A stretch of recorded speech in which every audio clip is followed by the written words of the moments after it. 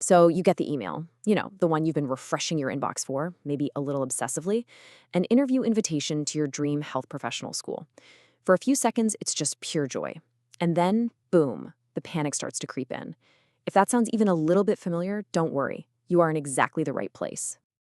Okay, let's talk about that feeling, because it's totally normal. That whiplash from, yes, I finally did it, to, oh my gosh, what do I do now? That's basically the standard reaction. And you know what? It means you care. But all that nervous energy, we're going to take it and turn it into pure, focused preparation. You have already done so much of the hard work just to get to this point. The interview, it isn't some final, scary hurdle designed to trip you up. Think of it as a victory lap, a chance to really show them who you are. So let's get you ready for it. Right? Act 1. Because long before you answer a single question, before you even say hello, your interviewers are already forming an impression. So our first job is to make sure that first impression is polished, professional, and says, I've got this. The number one word to remember here is conservative. Seriously, healthcare is a pretty traditional field, so your interview day is not the time to make a bold fashion statement. It's about showing respect for the profession. A well-fitting, pressed, dark suit is pretty much the universal uniform. Oh, and a crucial tip for absolutely everyone. Make sure your shoes are comfortable. You're probably going to do a lot of walking on a campus tour, and you don't want to be wincing in pain. Now, these are the details that pull the whole look together. Think of them as the finishing touches. Keep jewelry minimal. And fragrances? None, just none. You have no idea if your interviewer has allergies, and the last thing you want them to remember is a sneezing fit. Keep your hair and grooming neat and professional. And please, don't forget the nonverbal stuff. Practice your handshake. It could be firm, but you're not trying to win a wrestling match. And practice making direct eye contact.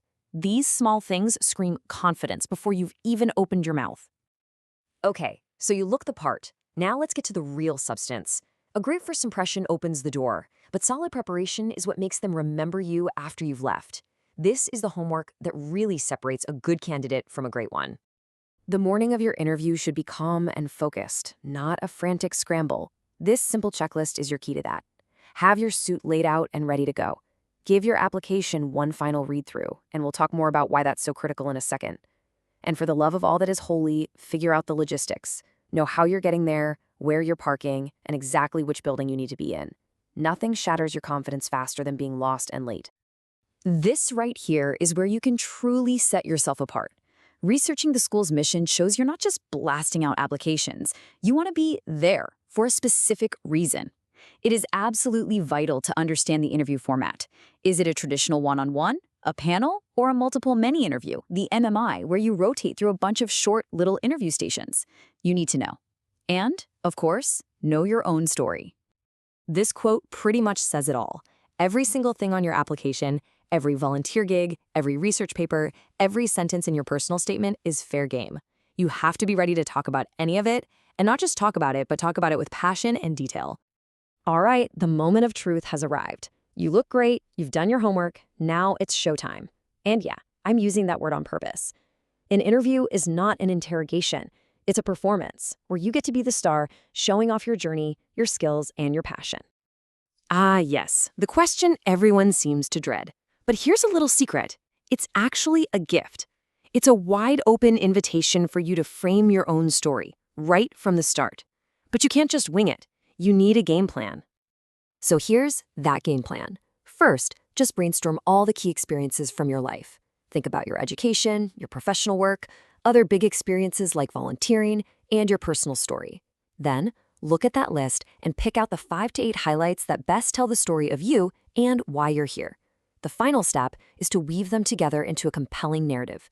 It's not a resume reading. It's your 60-second commercial for why you are a perfect fit for their program.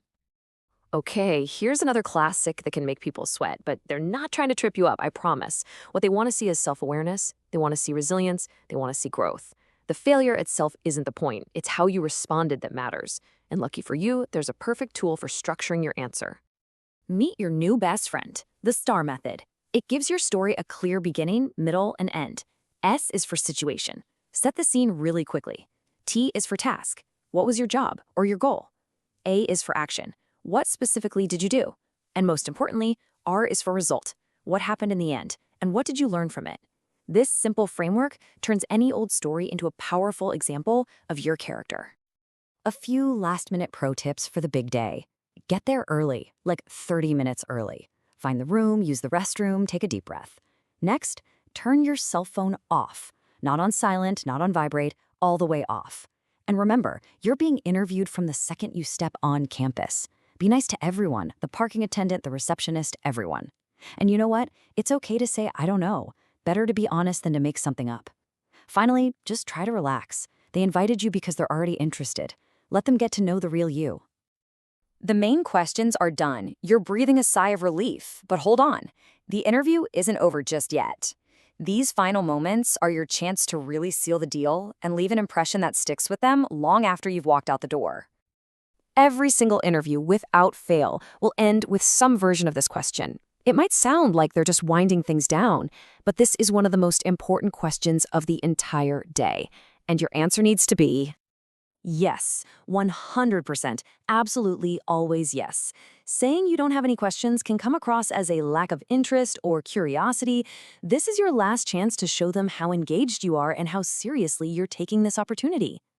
But you can't just ask any random question. You have to ask smart questions. Come prepared with 3 or 4.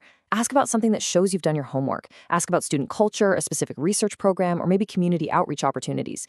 Do not, under any circumstances, ask a question you could have answered with a 5-second search on their website. That just shows you didn't do the bare minimum. And now for the final step. As you're leaving, politely ask for their business cards or just jot down their names. Within 2 days, send a short, personalized thank you email and try to mention something specific you talked about. Now, if you really want to stand out in this digital world, a thoughtful, handwritten note, that's a classic move that can make a huge impact.